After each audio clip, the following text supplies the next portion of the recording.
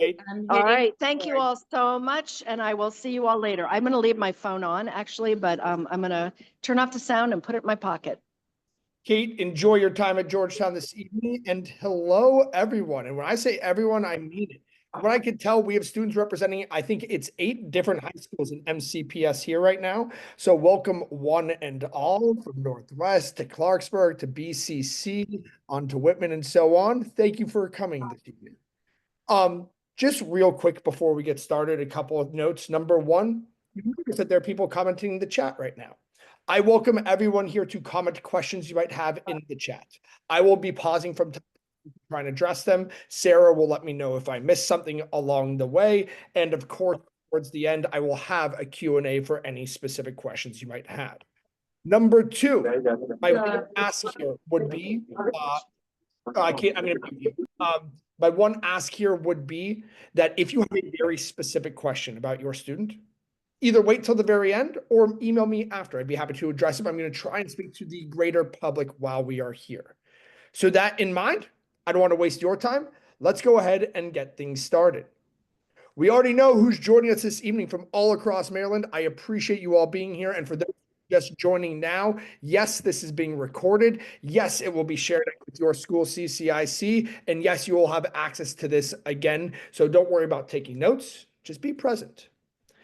Next, while I never talk a lot about who we are, I think it is important that you know who CollegeWise is, who I am, Jordan Kanarek, because end of the day, it's important you know the people on the other side actually know what they're talking about.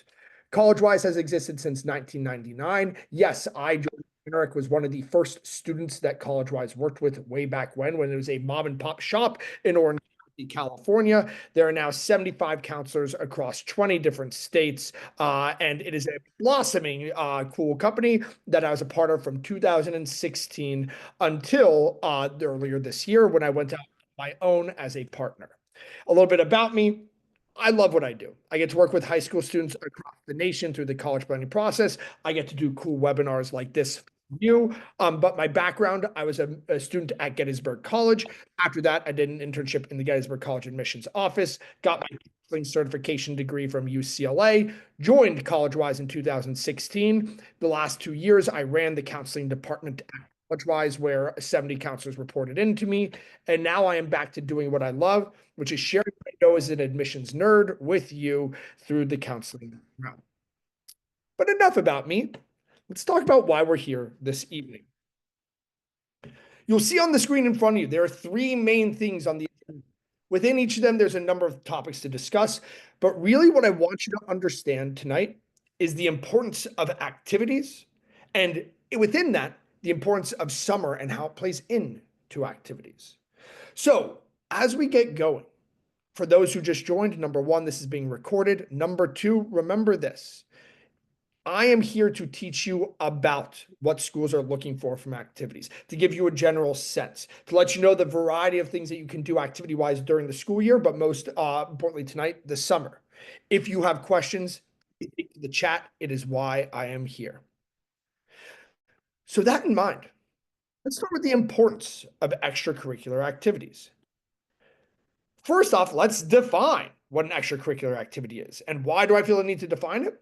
Because whenever I ask one of my students who I work with, what extracurriculars do, they either tell me about the sport they're a part of, the instrument that they play by choice or by parental choice, or they'll tell me about clubs and organizations they're a part of at school. And you know what? On all 3 fronts, they're right. Those are activities.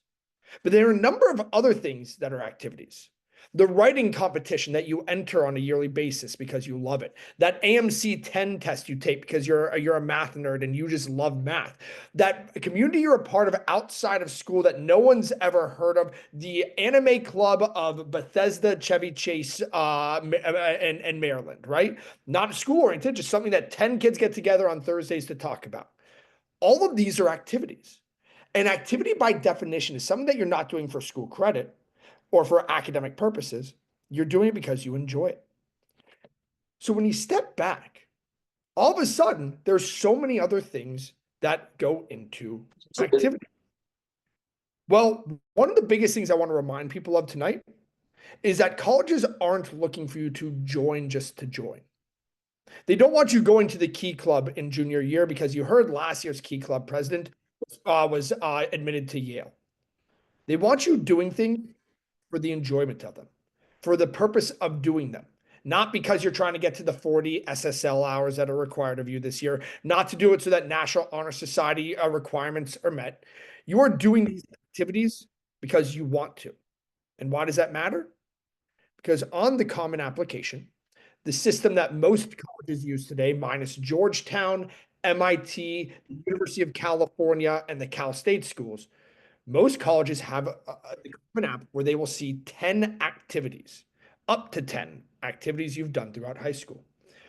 On the screen right now, you will actually see exactly what they're asking of you. You will see in front of you that you will get 150 characters, not words, but characters to describe the activity that you've done this past year, this past summer, the last 7 years since you joined the jazz band. It's not easy to do. And the reason I call attention to that today, my juniors on this call right now, you're in the throes of building a college list potentially, of SAT or ACT, of maintaining strong grades at the colleges you want to apply to. But activities matter to those very colleges. Why? Well, step back. Right now, you are in class from 8:30 a.m. till 3:30 p.m. Maybe there's a little bit of break in between for lunch or because you have a free period. But when you get to college, some days you'll have 2 hours of class. Some days you'll have no class. And colleges want to have a sense of who you will be on their campus, what you're going to add that another student may not. So, my point this evening, make sure that you are not just doing activities to check a box. Do them for the impact. Do them for the enjoyment. Do them for the commitment that you get to put into them. And colleges will get to recognize why you're a student they should admit over others. For my sophomores on this call, sophomore year is what I call the foundation year. Right now, you are learning what it takes to do well academically. In fact, you're 1 year into high school, meaning that you should have a good sense. You've seen a slight tick in rigor. You sort of have an understanding of what you need to do in the classroom to get the best grades. So now is when you should be building those activities. Every sophomore that I work with knows that by the end of sophomore year, I expect them to have 6 or 7 activities that they've done throughout the year. I'm not expecting them to do that every week. Some of them do. For example, if you're in crew, you know that there are weeks where you're spending 20 to 30 hours a week in crew. So what I'm saying about 6 to 7 activities may sound crazy. There are certain activities that take up so much time, the number I'm spelling out may not make sense. But if you don't have a commitment that takes up 20 to 30 hours a week right now, there's no reason you can't be dipping your toes into other things. Because by the time you get to junior year, when you should be maxing out your course rigor, pushing as hard as you can there, it's better to have everything laid out, knowing what your time will be spent doing and where you can go deeper, rather than trying to identify where you're going to add those activities. So, this in mind, let's talk a little bit about why admissions officers care. Let's go a bit deeper there. There are 3 different things that we're looking for as an admissions office: passions, impact, and why you would be a good addition to our institution. So let's say that since you are 4 years old, you have loved skiing. It's a passion of yours. It's something that every time you get the chance, you will drive up to Mount Stowe with your dad or your mom or your significant other, and you will spend that entire weekend up there. In fact, during winter break, you spend 2 weeks up there coaching kids how to ski. And every year you try and get over to the West Coast because as a West Coaster, we know that's where the real skiing happens. None of this downward ice skating we see on this East Coast. Not real skiing, but we can talk about that later. Now, all of a sudden, that kid is applying to a school in the South. Well, here at Clemson University, we don't really have any skiing. In fact, we don't really have mountains. Why would you be a good fit for our institution? Well, just because we don't have mountains doesn't mean I can't see the impact you've made here. That impact alone could be something that I look at and say, hey, this kid may not be able to ski here, but if they have this passion for skiing, they're not going to just throw that away and say, I'm not doing anything with that time. They'll find another passion. So my point here is just because you do something like skiing doesn't mean you have to go to a Colorado Boulder or a University of Utah to do it.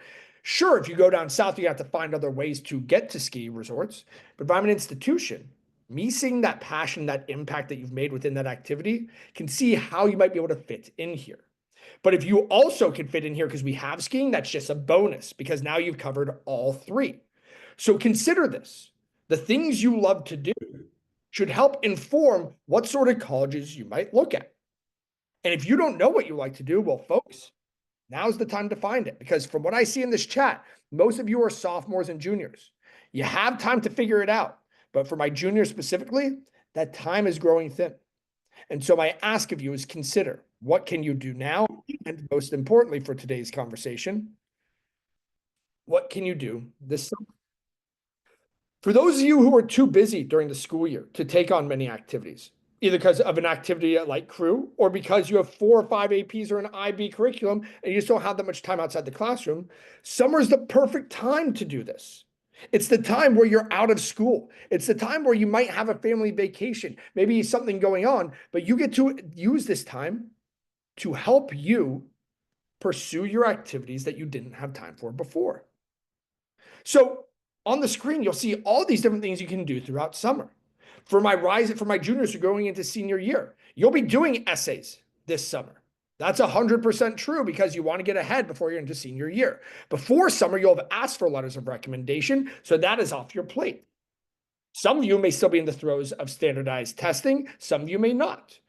But for the most part, this coming summer for my rising seniors is going to be the most important summer to colleges.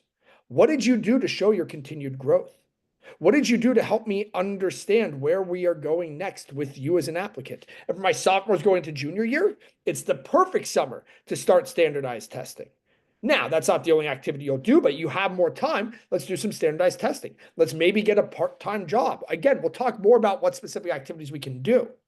But my point with this slide here is all 5 of these things come into play from a holistic admissions perspective. I care about your essay. It teaches me about you. I care about your letter of recommendation. It shows me who you are. I care about your transcript. It shows me you put the time and effort in, course rigor and grade wise. If I require standardized tests or you have one I want to see, it's a factor I can consider. And your extracurriculars and awards show me your passion and your initiative, where you took the time to push yourself outside the classroom, so I know where you will push here. Folks, admissions officers look at 3 I's, we call them, when it comes to activities: intention, impact, and interests. Why? Because I need to know, especially at the more selective school level, like a Northwestern, a Duke, a Northeastern, a Michigan, that the hundreds of applicants to thousands of applicants I'm getting from Montgomery County alone are going to do something here that somebody else may not. Some of you know seniors who are probably hearing back from their schools right now. Indiana released their EA today. Tomorrow, Cornell releases ED. Next week, Tennessee, South Carolina, a number of schools release their EAs, right? Some of these kids will get in, some won't, and some will be quite befuddled. They'll hear that a kid that they know who had a 3.6 GPA got into a school and they didn't with a 3.9, and they'll wonder why. And quite often, it's connected to activities, the depth, the impact they made. So to give an example of impact here, folks, we always think about impact from leadership, holding a role like president of a club, captain of a lacrosse team or sports team, troop leader. And those are absolutely impacts to be made. But there are so many other ways to make an impact. A good example of this would be the kid who helps bring in 10 new members for a club that's struggling. This happened for a student of mine a couple of years ago in a chess club. The chess club was starting to fall apart. He didn't hold a role there, but he really liked chess. So he convinced 10 kids to join the chess team. It went from 5 to 15. And by the time he graduated, that 15 was about 30. That's an impact. He didn't need to hold a role there. He got to make sure that a club that was weaning and almost gone was revitalized. Another impact, let's say you are part of a dance troupe and you love it. Well, there's other people out there who would like to learn about dance, a lot of them a lot younger. What if you volunteered time on the weekends to teach a dance class, to give back to the community? These are impacts. So often we think about the biggest impact we can make. And while I'd love for you to shoot for that, there are ways to make impacts across the board, big and small. So if your intention from here on out is to make an impact in the areas you're interested in, the 3 I's, your focus on your activities will be in the right place. If your focus is in on joining clubs where people you know from last year got into good school, you're just following a line that so many others have followed. I'm looking for an impact across all activities, big and small. And to that point, let's consider the different types of leadership we can show. Like I said, of course, there's the president, vice president show on, the competition winners. But there's also the person who helps to figure out how we solve an issue. There's the person who helps raise enough funds so that this club can have a second trip to the theater this year. Student I work with in Westport, Connecticut. He's part of a theater troupe at a school that doesn't have a lot of money. And so every year they kind of bring money in and they're able to go to a show together in the city. They love that show. Well, this last year, that student helped them do 3 different bake sales so that they'd be able to go to a second show. All of a sudden, they had more people join the club. This club goes and does more shows. They go to the city. They go and see these things because of the impact that student made. Maybe there's something that your school doesn't have and you'd like to see. Recently, one of the biggest things I've been seeing students kind of build at their schools is a pickleball club. What's your interest? How do you bring that to others at your school? That is what I want you considering. Some students will create an application, something magnificent of that nature. Some will help raise money for new jerseys for their club volleyball team. All of these are impacts, and that impact is what colleges are seeking. So let me pause for a moment because I've been covering a lot about the greater reason for activities. So before we get into summer, what sort of things you can do over summer, I'd really like to pause and see if there are any questions about activities in general. Feel free to come off mute. Feel free to go to the chat. I'm going to give you about 30 seconds while I take a sip of water.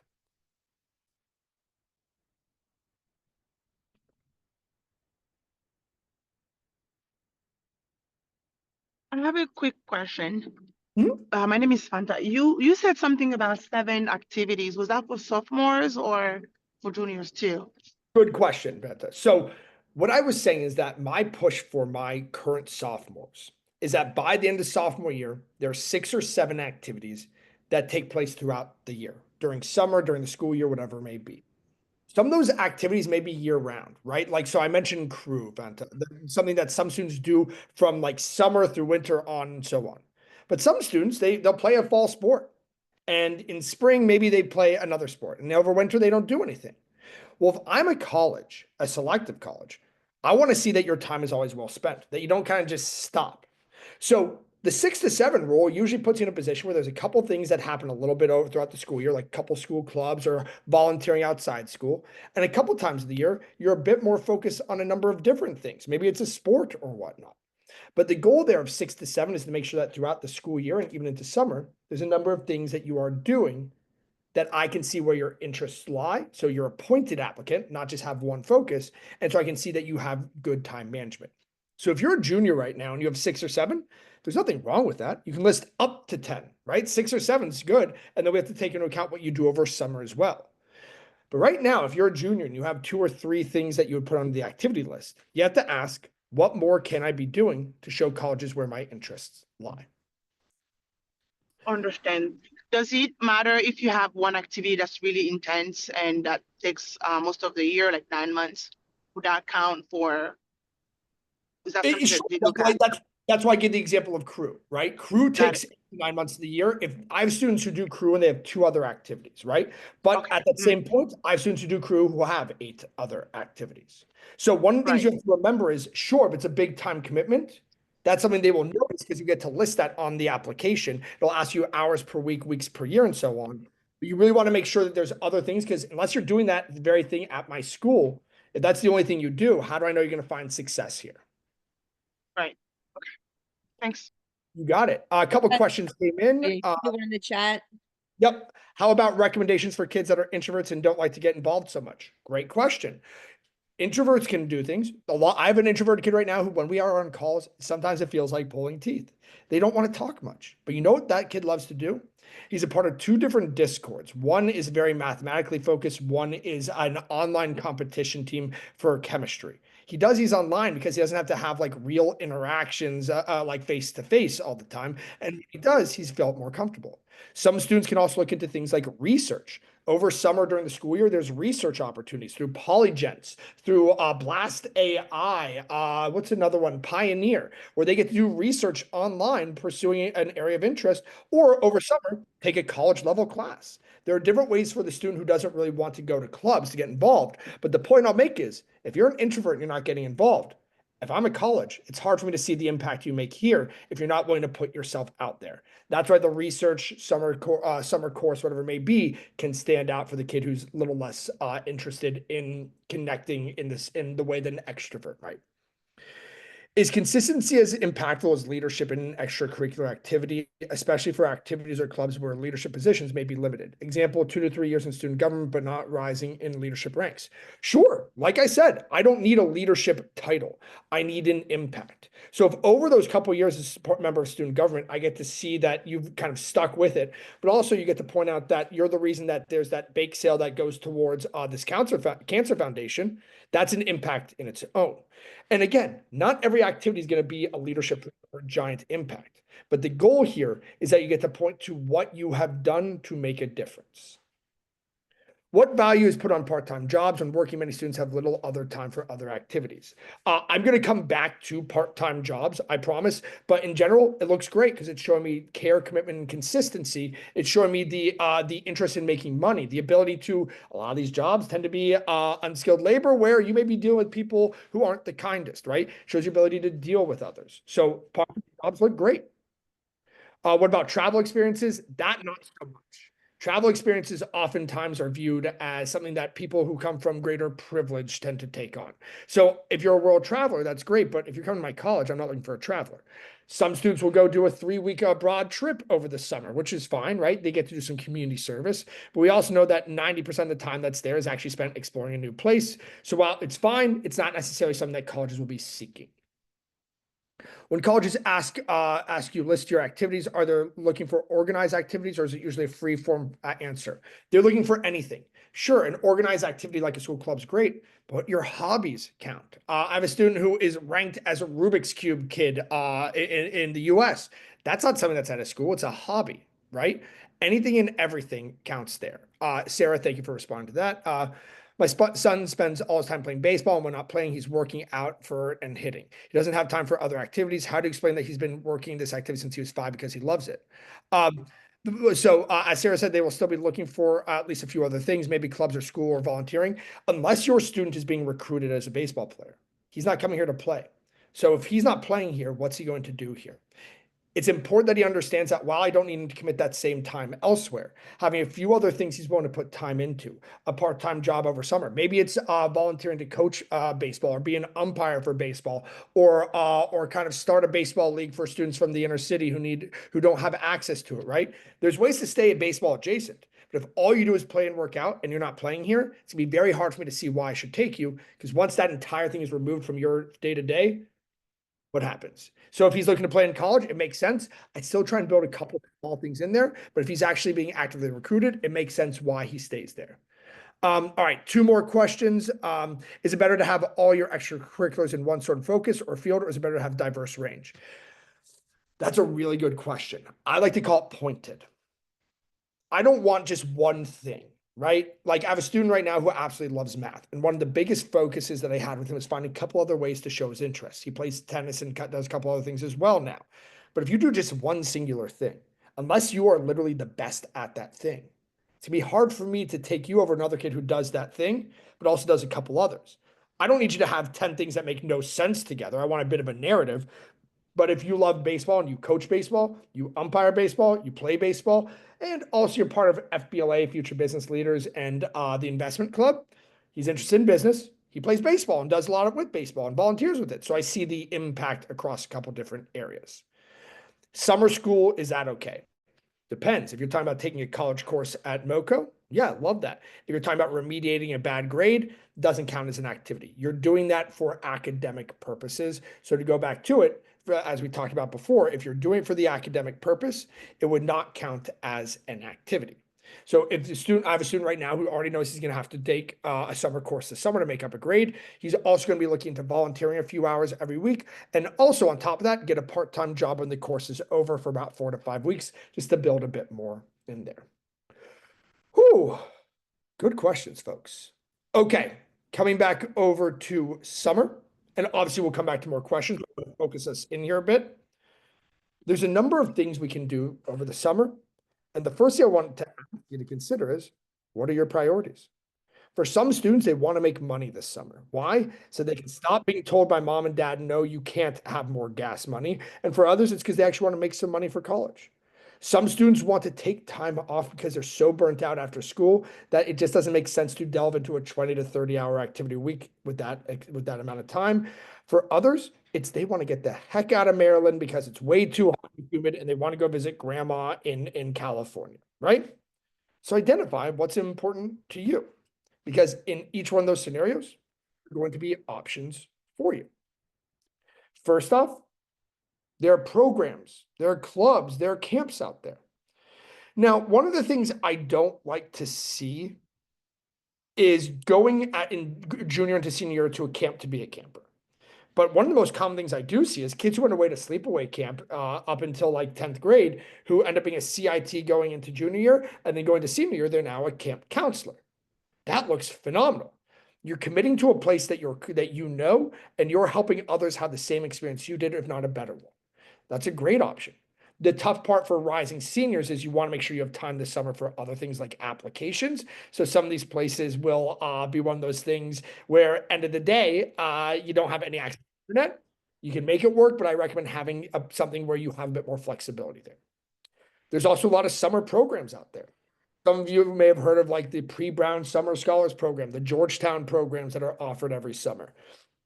For my current sophomores going to junior year, I like some of these 1 to 2 week programs. You get to touch on a subject of interest like biomedical engineering or a little bit of program language learning, politics.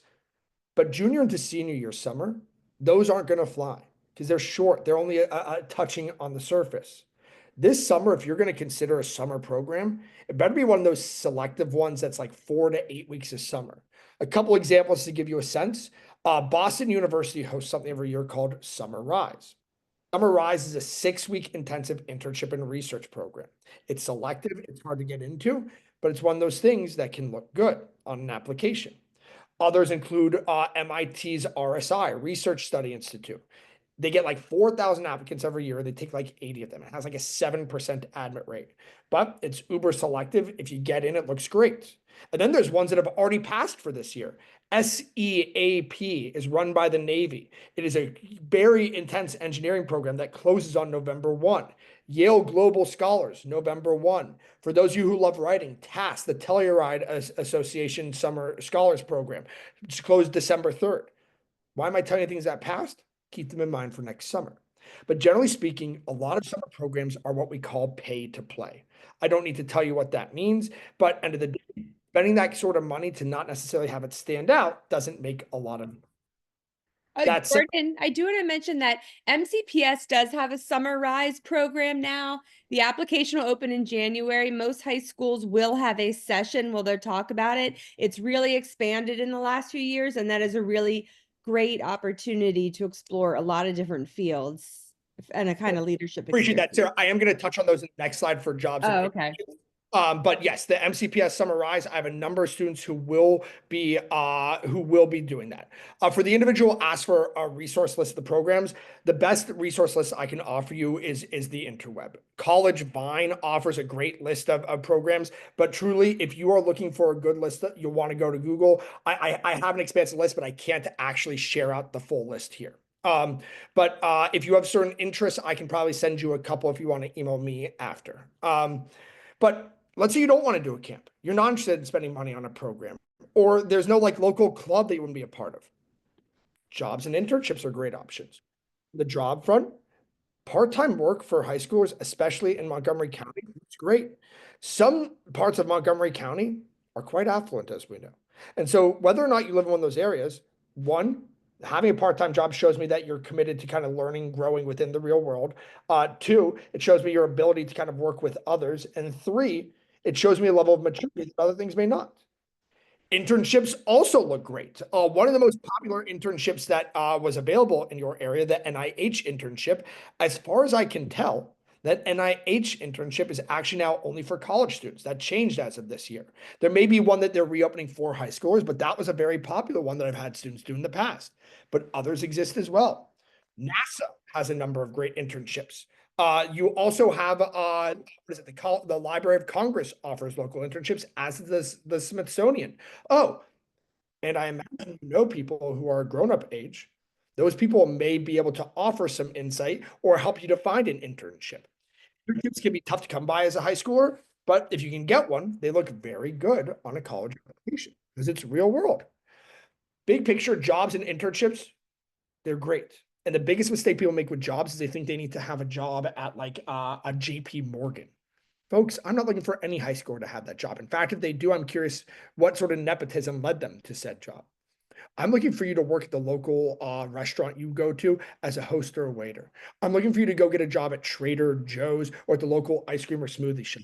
There's nothing I'm looking for like for a resume building. I'm looking for you to be able to commit time to that job. Time. And to just to reiterate what Sarah had said, MCPS has Summer Rise. Summer Rise opens this January. If you type into Google right now, MCPS Summer Rise internship, it will be one of the first things that pops up. I strongly recommend any student interested in an internship this summer, start that in January. I think I looked it up yesterday with one of my students. January 13th is when it opens, I believe. There's no reason not to apply. Worst case scenario, you don't get it, you look for something else. Best case, you have an internship this summer set up by your school district. Absolutely worth looking into. So Sarah, thank you for bringing that up. Then we have hobbies and interests. Somebody mentioned on just above, my son plays table tennis all year long, participating in tournaments and goes to high school church activities. How do you add more activities? Well, maybe you don't need to. If this summer you're playing table tennis, a hobby, something that you're actually competitive in, is there a world where a couple hours a week you also coach it? Is there an opportunity for you to volunteer time or to create a table tennis organization at your school? And this summer, I find that it's actually a time that many of my students engage more in their religious activities because they have more time. There'll be counselors at their local religious camp. They'll go and on Sunday schools and they'll teach. One of my students is going to be doing that this summer. She's going to be the main Hebrew school teacher at her synagogue, right? So my point is, the things that you don't have time for because the school year is so busy, the summer is when you get to add on to those. It's when you actually get to explore some of those hobbies. I have a student who's interested in aerospace engineering. This summer, he's already found a team of 2 people who he will be working with to create for this big rocketry competition, to create their rocket and submit it into that. And they'll be and if they're accepted, they'll be going down to Huntsville, Alabama. I think it's in August, which will be gloriously bad weather, and they'll be part of that competition. Hobbies and interests are sometimes the most fascinating summer activities because it's not spelled out for you. You're not being told, come here from 8 to 4 today and work. Lifeguarding is great. It's a great way to make money, to have something, but it's spelled out for you. Hobbies are not. I had a student a couple of years ago who built something called a Raspberry Pi processor, which I'll still have a very hard time explaining, but it's essentially something that is very useful in engineering. He built one from scratch. No one told him he had to. He did it because he was so intrigued by it and he saw how expensive they were. He got the parts and made one so that he could do more engineering-focused things with it. That looked amazing on his application because he pursued an interest that was so valuable to him that he wasn't told he had to do it. He did it because he wanted to. And then last but not least, we have personal development, especially for my rising juniors, my current sophomores.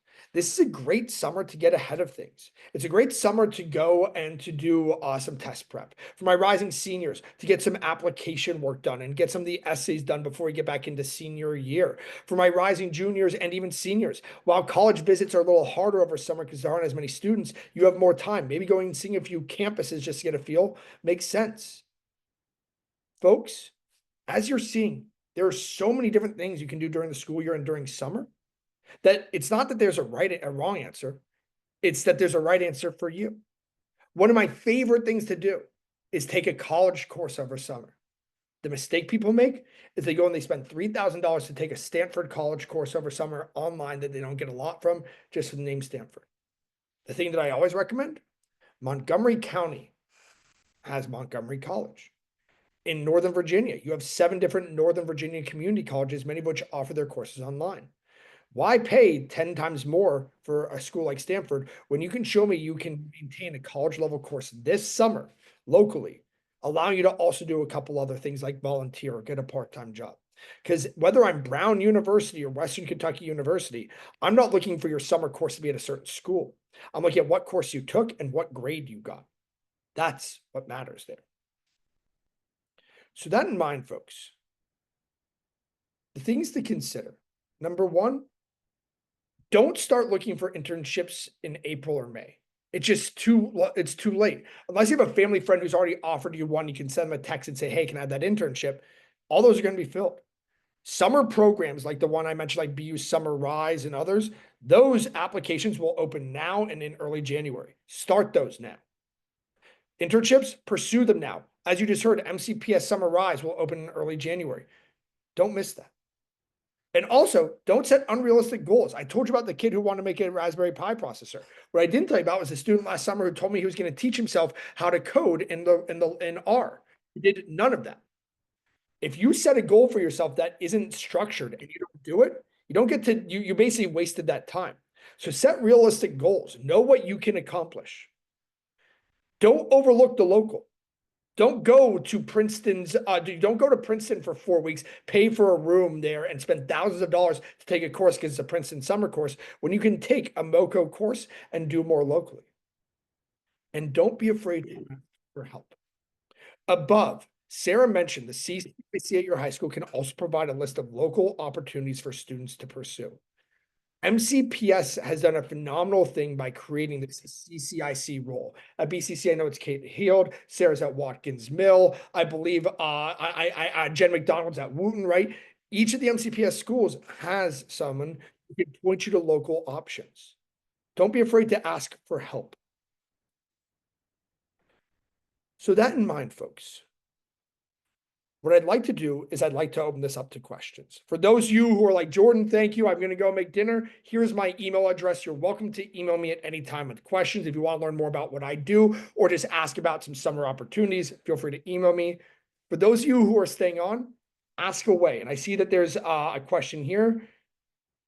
For the pre-college summer programs, about 2 weeks, are they more helpful if the rising junior or senior goes to one at their first choice college to show commitment interest? Absolutely not.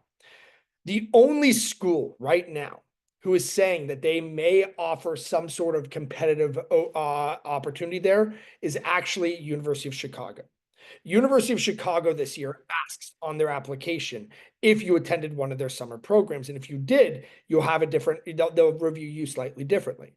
But a lot of people will go take one at Georgetown, at Harvard, at Stanford, and pay $8,000 to $10,000 when really all they're doing is going somewhere for 2 to 4 weeks to say that they went there. Stanford doesn't put any extra emphasis on that. Stanford loves it because they get to make money on their school when no one's even there. They're renting out their housing, their dining hall and whatnot, and one of their teachers, and they're making thousands of dollars off it, but it makes no impact. So if you're doing that, like Pre-Brown has an exhaustive list and I love it. And it puts you in Providence, Rhode Island for a couple of weeks this summer. Not a bad place to be. But I'd say that if you're going to do that, what else are you going to do? Because that's not the only thing I would expect of you. Great question. What else?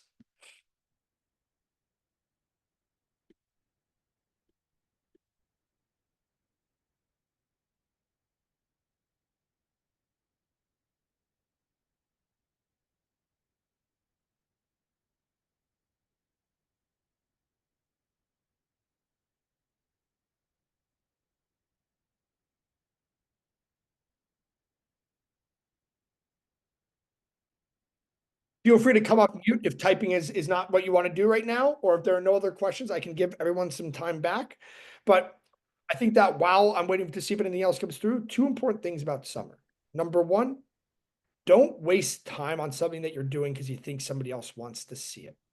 Don't go to that summer program because you think it's expected of you for that school, and don't go do don't go do something because a parent or a friend says this got me into the school. Do the thing you are interested in, and that will help you to stand out because you're showing the initiative to pursue a passion. Would teaching yourself a language be something colleges would be interested in? Sure. I have a student right now who is like on his like 345th day on Russian on Duolingo. That's absolutely an activity we're going to be listing for almost a year now. Every day he has been on Duolingo learning Russian. That shows me commitment to a cause. Absolutely. That's an activity. Great question.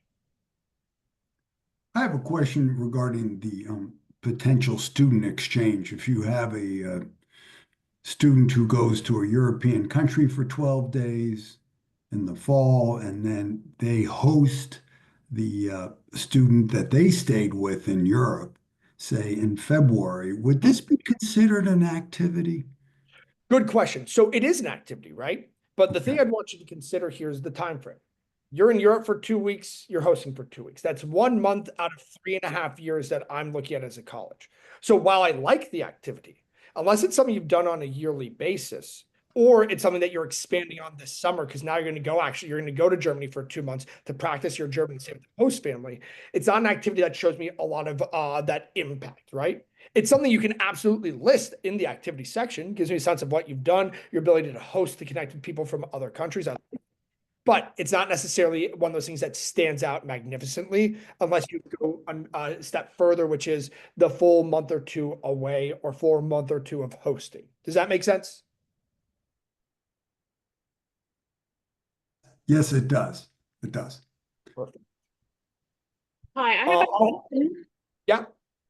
How about the counselor and training program that's in the YMCA where the teenager take like training for 1 week, how to supervise children, and then they become counselor and training for like 2-3 weeks in the summer?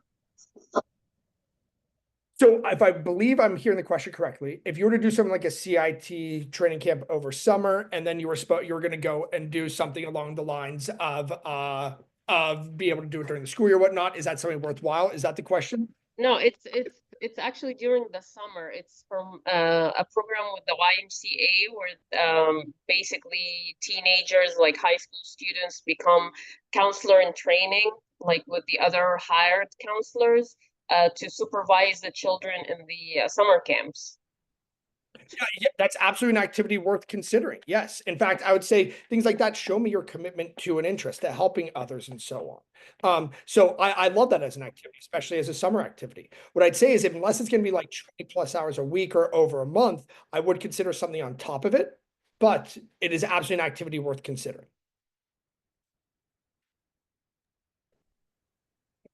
I'm just going to throw this out there. I also think it's super helpful just to go in and create a Common App account. Anybody can create an account and look at that activity section, because there are like 32 drop downs of activities. So, we're here talking about a few, but if you go in and look at that, it really can jog your mind about some things maybe you've done that you didn't even realize qualified, or, give you some ideas for additional things you can put on there. The amount of activities is for throughout high school or just yearly? It's for throughout high school, but the ideal scenario is that a number of those activities are things that you've done throughout high school, right? You'll find that a lot of people in junior year, beginning of senior year, will join an activity because, oh, well, I know I need more activities. I'm seeing it on this list. The student who's done something since 9th grade or since 7th grade or whatever it may be is going to show me greater commitment, is going to show me greater passion, right? Now, I'm not saying that you have to stick with something from 9th grade on because it shows more commitment. If you're done with it, you're done with it. But I am looking to get a sense of where I could see you around my community and my campus. And the longer you've done something, the more likely it is that you will have that impact here. For summer jobs, can you talk about what, if any, Montgomery County has limits on paid jobs for kids below 18 years old? I can tell you right now that I work with a number of students from Montgomery County every year, and a number of them do have jobs locally. There are some organizations that don't allow you to, like I know one student wants to be a nurse, and none of the hospitals will actually take her until like she is 18. But so what she did is she did the EMT course over summer and is going to ride the ambulance as soon as she hits, I think it's 17, and then at 18 she can go work in the hospital, right? So there are ways to work around things like that. But most activities or most part-time jobs, 15 or 16 is the age. Let's see. What about activities that were also used for SSL credits? For instance, volunteering at a church thrift store. Great activity, but if you only did it to get to the SSL hours, that probably means you did it for a couple weeks for 20 to 30 hours or whatever. I'm looking for a greater commitment for activities. Like, for example, I don't want an activity you did in 9th grade where you volunteered at the soup kitchen for 2 months. That's not something you continued. It's not something that I'm going to look at as an activity because, quite frankly, you aren't continuing it. So it's something you're doing for SSL hours. Let's continue with it. Show greater impact. By continuing to go beyond the SSL hours, you show me you're doing it for the right reasons, not just because you need it to graduate. Our son has completed a 4-year biblical program on the weekends. Would that be something to put on college applications? He's now volunteering as teacher's aide to, yes, absolutely. 100% an activity. Do you need 7 activities each year or all high school? I think we're misconstruing here. I'm not saying it has to be the number 7. I'm saying that by the end of sophomore year, I tend to suggest having 7 activities that you've done throughout high school that you can continue to build on. The application allows you to list up to 10. If by the middle of junior year, there are 3 activities you do, it's gonna be hard for me as an institution, especially the more selective we get, to understand the impact you're going to have here when I have students from Montgomery County who will have strong course rigor and grades and have 8 to 10 activities. So we have to step back and consider not just what we want, but if there are certain institutions, the way we will be considered when considered against other students from just our district of 25 or 26 schools. I'm not saying 7 activities each year. In fact, I wouldn't want 7 each year. It's hard for me as a school to see where you're going to fit in and what you're going to do or how you're going to add anything if you're just doing new things each year and not sticking with the things where you have an interest and can make an impact. Ideally, applicants to the more selective schools will have close to 10 activities they do fairly regularly throughout high school. 7 was the number I referenced as far as towards the end of sophomore year. If you want the slides, you can email me. Please feel free to. My email's right here. I'm not gonna be able to write down all the emails of people asking, but feel free to email me. And if you'd like the slide deck, I can email you the slide deck. Yes. And I will also be emailing the slide deck to Kate Heald, who could share it out with all the CCICs, and they could share it out that way as well. Does modeling or beauty pageants count as an activity? Absolutely. Anything, and again, just to remind everyone here, anything that is not required for high school credit or part of a student's classroom academics is considered an activity. Modeling onto what one of my students is doing right now, which is modeling basically to create a code to track his investments, right? Anything that's done outside the classroom is an activity. The more time you commit to it, the more impact or interest I see in the activity and the more interest I have in the applicant. The only sort of activities where I'd say, I know you won't be able to do more and that's okay, or summer. You may not be able to carry that part-time job into the school year. That's okay. That summer program may have only been 5 weeks. That's okay. But if there's an activity you're part of at school, I would like to see you continue it through senior year if it's an option to you.